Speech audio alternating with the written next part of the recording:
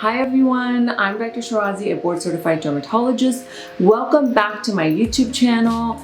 Today, I want to tell you about 7 things I would personally not do as a dermatologist based on my 15 years of clinical practice and seeing patients and seeing these pitfalls and mistakes that are done that I want to tell you about. So hopefully you don't make the same mistake and end up with the same issues. But before we get started, don't forget to rate, review, and subscribe, and share this with a friend who might also find this valuable. Now, everyone's skin is different. That doesn't necessarily mean some of these things will happen to you, but it's good to be aware of it because as we go through time, our hormonal climate changes, our skin sensitivities change. People think, well, I've never had an issue before. I can never have an issue down the line.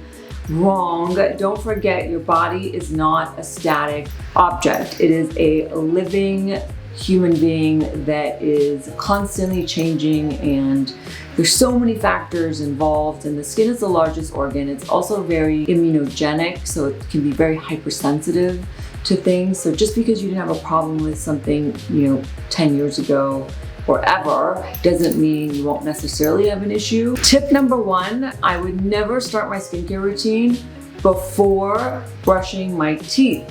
The reason being is a lot of people will do their skincare and then they'll brush their teeth, and what happens is you can get toothpaste that stays on your skin, and because toothpaste has fluoride in it, it can actually cause a reaction called perioral dermatitis. And you can check out this video that I did. It's all about it.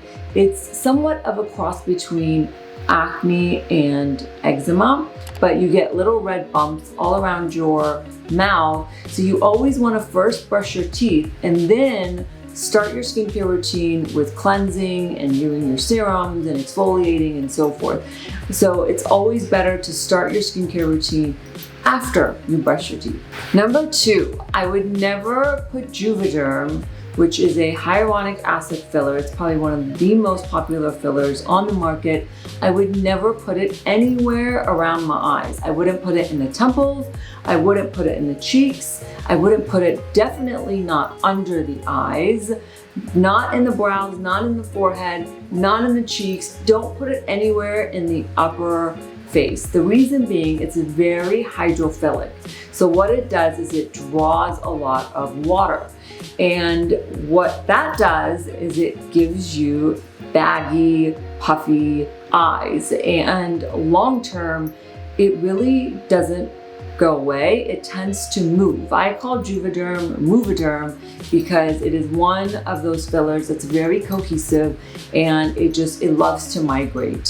So I would never use it in these areas. It's great for the lips because you do want your lips to be hydrated and plump, and it's fine to draw water into the lips, but not around your eyes. Number 3, I never apply retinoids right after cleansing. The reason being, anything you apply right after cleansing will get absorbed a lot more than if you wait or apply it after a moisturizer or some amount of time later. The best thing to apply right after cleansing are things like serums and creams that are hydrating and moisturizing, or things that are not irritating. So because retinoids are so powerful and they have the potential to cause redness and peeling, particularly in this area of the mouth, you don't ever want to apply it to damp skin right after cleansing. Now, you may be able to do that. Some people have really tough skin and they may be able to tolerate it. Or if you're using a very mild retinoid that's not like a really strong prescription grade, then fine, you can probably get away with it. In fact, it might not be a bad idea if you're using a weak retinoid to apply it right after cleansing. But if you're on a potent, particularly a prescription retin-A, it can have a lot of side effects. And by applying it right after cleansing into damp skin, you're gonna get more absorption, which means you might also get more side effects such as irritation, peeling, dryness. Number 4, I never scratch my bug bites. And the reason being, if you scratch them, then you're gonna cause scarring. It gets hard, it gets knotty, gets embedded in the skin, and it forms something called a dermatophyte dermatofibroma. Dermatofibromas are extremely difficult to remove. They tend to come up on the arms and legs. They're very common, but the key is not to touch them, especially when they first come up. It can also be from an ingrown hair, which is why another reason I don't pick or try to extract, pimples or ingrown hairs on the leg, because you end up causing trauma. And these dermatofibromas, they are triggered by trauma. So you always want to treat the bug bite with a calming cream like Soothe HC is a good option. By applying that right away, several times a day, in fact, covering it maybe with a hydrocolloid patch, you prevent yourself from scratching. It causes faster healing so that there's minimal trauma and it doesn't lead to discoloration or hyperpigmentation. Number 5, I never treat the forehead completely with Botox if somebody has low set brows. So the reason being is Botox is a muscle relaxant. So what it will do, it will completely relax the frontalis muscle, which is the muscle that is in our forehead. That's the muscle that lifts the brows. So if you knock it out completely in somebody who already has lower brows, you're only going to lower their brows further. And they're not going to be happy with you because now they feel very heavy. Their forehead is smooth, so it looks very great. It doesn't have any wrinkles, but on the flip side, now they can't really see. Their eyes, appear smaller. So it's always important to go very light with Botox on the forehead to allow movement of the brows, allow lifting of the brows. Now, it's always a compromise because sometimes when you do that, you may not get rid of all the wrinkles, but in somebody who is a little older, who has a little bit more of a stretched out skin, that has lower set brows, you don't want to knock out that muscle completely. Botox is like an art. You can give it to 10 different people and you get 10 different results. But generally the areas that lift the brows are the glabella and this area, the crow's feet. So if you're going for that lift, go after these areas. Try to not knock out the muscles that are responsible for lifting the brows because you will get the opposite reaction. Number 6, I never keep my laptop on my lap when I'm working because over time, the heat from the laptop can actually cause a permanent discoloration known as erythema ab igni, and this is very difficult to treat.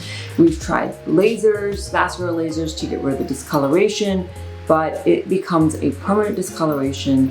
And so any type of heat on the skin for a prolonged period of times, it could be like a heating pad that you use on your back or on your stomach. It could be a heater that you put next to your legs. You always want to be aware that chronic continuous heat on the skin can cause this discoloration that looks like a net, and it is very challenging to remove even with the best of lasers. And lastly, number 7, I never exfoliate the night that I'm using my retinoid. And the reason being, exfoliants are great. They remove that dead skin layer, they allow other products to penetrate better, which can be a problem with retinoids because they are very powerful. And again, if you get too much absorption, you can get irritation, dryness, peeling, redness. Also, the combination of retinoids and exfoliants can be very drying and can disrupt your skin barrier. And once that happens, all sorts of things can happen. You can flare up with eczema, which are those itchy patches on your skin. It can flare up your acne. So you want to be really cautious about using a powerful exfoliant the same night that you're using a retinoid. Now, this is all relative, right? So if you're using a mild retinoid or, something that is very weak, then you might be okay. Especially if you're also using a mild exfoliant like mandelic acid or lactic acid in very low percentages, you might be okay. But if you're using like glycolic acid 10% and you're using prescription retin-A, you never want to do those two at the same time, at the same day. I like to use a powerful exfoliant 1 or twice a week, depending on how my skin's doing, and try to use the retin-A at least 5 times a week. I find that works for my skin, and just have to make sure that you're not going to overdo it. All right, so I hope that gave you some insight on things that a dermatologist would never do. Share this with a friend who might also be interested in this information. Comment below, let me know if you've experienced any of the things that I just mentioned, and if you want me to do a part 2, because I do have more things that I as a dermatologist avoid, again, based on my clinical experience of seeing patients and making some of those mistakes myself. All right, guys, don't forget to rate, review, and subscribe. Until next week, thanks for tuning in.